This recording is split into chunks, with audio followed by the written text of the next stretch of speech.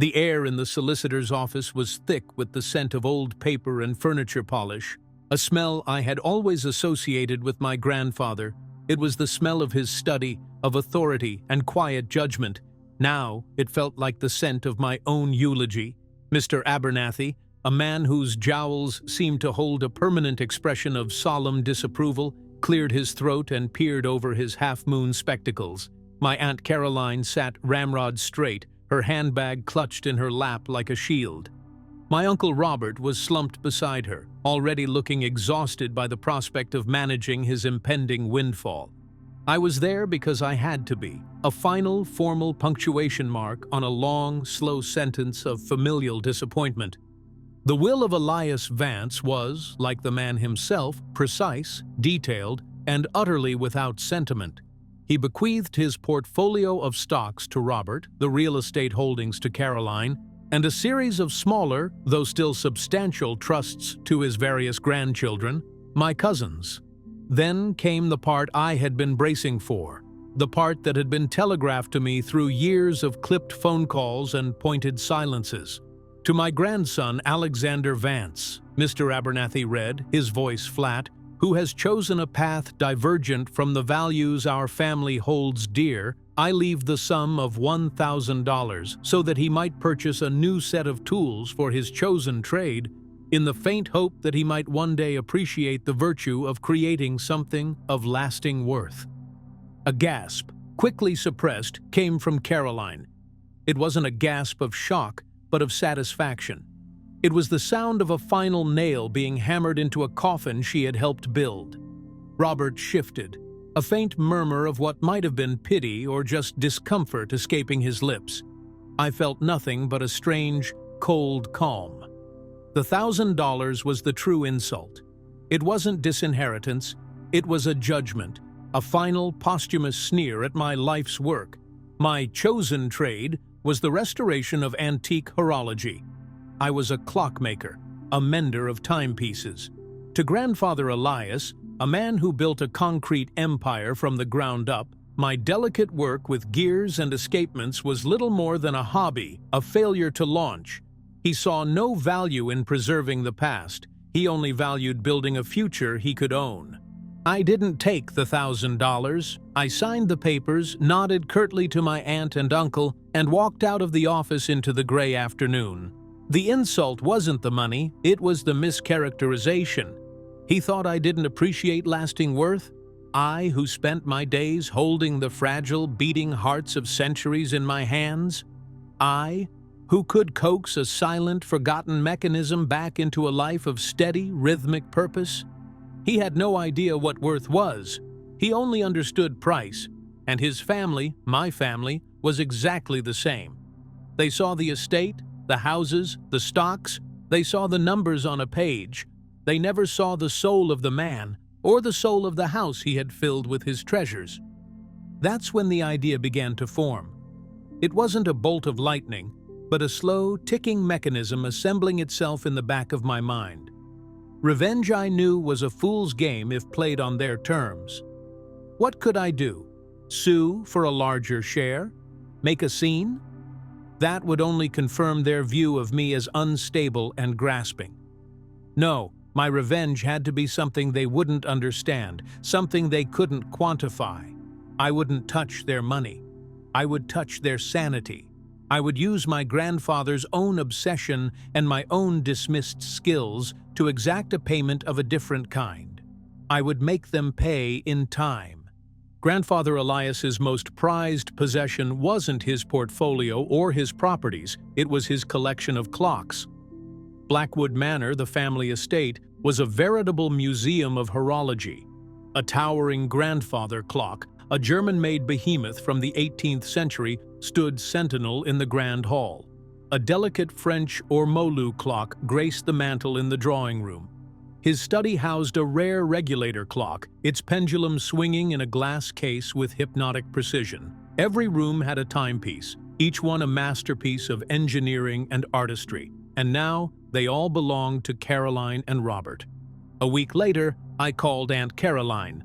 My voice was calm, conciliatory, even a little broken. I told her I had come to terms with grandfather's wishes and that I held no ill will. I know my path was a disappointment to him, I said, letting a tremor enter my voice. But he did teach me to love those clocks. Before you have the estate appraisers come through, I'd like to offer my services. Free of charge, of course, just to make sure they are all cleaned, oiled, and running perfectly. It would feel like a final, proper goodbye. For me. There was a pause on the other end of the line. I could hear the gears turning in her head, not the delicate brass ones I was used to, but the cold iron gears of calculation. A professional servicing of that many valuable clocks would cost thousands. My offer played directly into her tight-fisted pragmatism. "Well, Alexander," she said, her voice softening with faux magnanimity, "that is a very generous and mature offer. I think your grandfather would have been pleased. Yes, of course. Let me know when you'd like to come by." The trap was set. The Trojan horse was being wheeled through the gates. I spent the next 3 days at Blackwood Manor. The house was quiet, a mausoleum of my childhood memories. The air was still and heavy with the smell of my grandfather's absence. Caroline and Robert left me to it, only appearing at midday with a curt inquiry about my progress before retreating to their own worlds of paperwork and phone calls. They had no interest in the work itself, only in its eventual contribution to the bottom line. This was my stage, and the clocks were my cast. I began in the grand hall with the German grandfather clock. Its deep, resonant chime had been the heartbeat of the house for as long as I could remember. I opened its great glass door, the scent of old wood and brass filling my nostrils. I admired its intricate hand-painted face, the stoic Roman numerals. Then, with the delicate precision of a surgeon, I went to work. I didn't break it. I didn't damage a single tooth on a single gear. To do so would have been a sacrilege. Instead, I made a minuscule, almost undetectable adjustment to the suspension spring of its pendulum. The clock would now lose exactly 14 seconds every 24 hours. An insignificant drift to a casual observer, but over a week, it would be almost 2 minutes slow. A subtle, creeping lie. Next was the French mantel clock in the drawing room, a rococo fantasy of gilded cherubs and porcelain flowers. Its chime was a delicate, tinkling melody. Here, I adjusted the gathering pallet on the strike train. It would still chime the correct number of hours, but it would do so 2 minutes before the hour. The announcement of the time would precede the event, a constant, nagging harbinger. In the library, I turned my attention to a beautiful skeleton clock, its inner workings fully exposed under a glass dome. It was a testament to transparency and honesty. I made it a liar. A tiny tweak to the regulating pins, and it would gain a mere 10 seconds a day. Fast, but not too fast. Just enough to be at odds with its slower cousin in the hall. One by one, I moved through the house, my phantom ballet of temporal sabotage. The ship's chronometer in the billiards room I set to lose 5 seconds a day. The Vienna regulator in the study, the very symbol of my grandfather's obsession with precision, I altered with a surgeon's touch.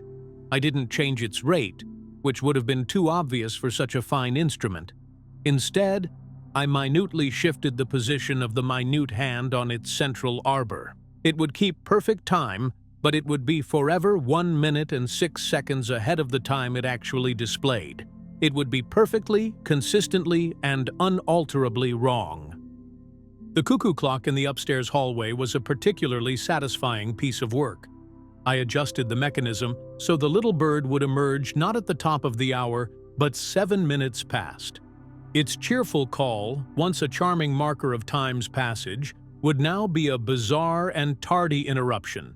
For each of the 17 clocks in that house, I performed a similar, unique calibration of chaos.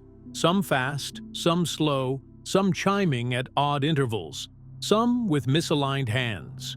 No two clocks were altered in the same way. The result was a symphony of discord, a house where time itself had lost its coherence. To an expert, it would look like a collection in desperate need of a dozen different complex repairs. To a layman, it would be maddening.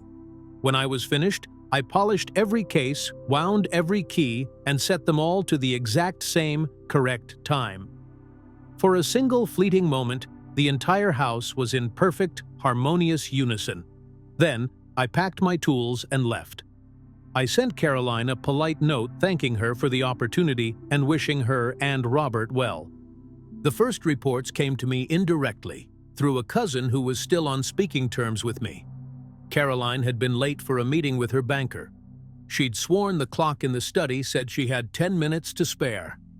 A week later, Robert missed a golf tee time, blaming the grandfather clock in the hall, which he grumbled was running slow again.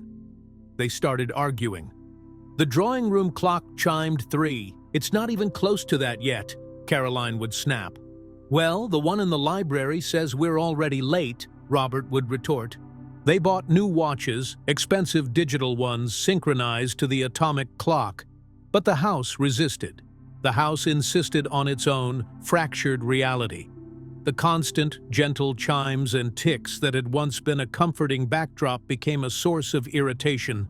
The deep bong of the grandfather clock, arriving late, felt funereal. The early tinkle of the mantel clock felt like an anxious twitch. The house was perpetually out of sync with the world, a pocket of temporal confusion. They were living in a dissonant orchestra where every instrument played in a different key and tempo.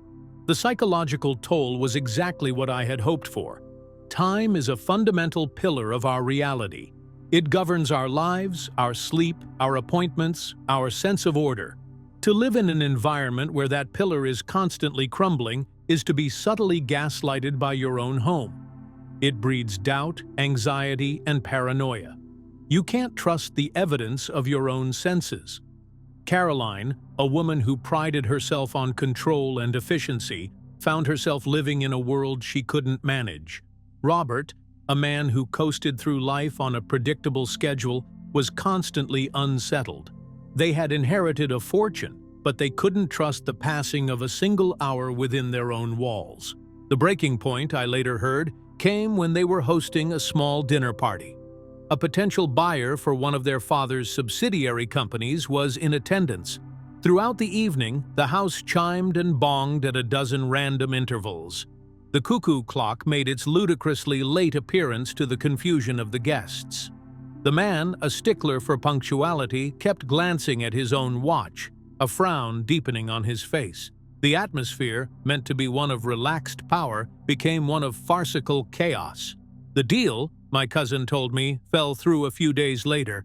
The man apparently told a mutual acquaintance that the Vances couldn't seem to run a tight ship. Finally defeated, they called in a renowned horologist from the city, a man I knew by reputation. He spent 2 full days at Blackwood Manor. His report, a copy of which was gleefully forwarded to me, was a masterpiece of professional bewilderment. He detailed the 17 clocks and their 17 unique and baffling afflictions.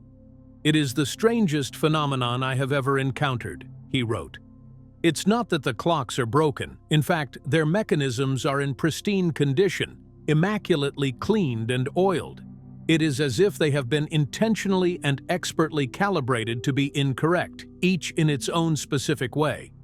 The level of skill required to make something so consistently wrong is, in its own way, as impressive as the skill required to make it right.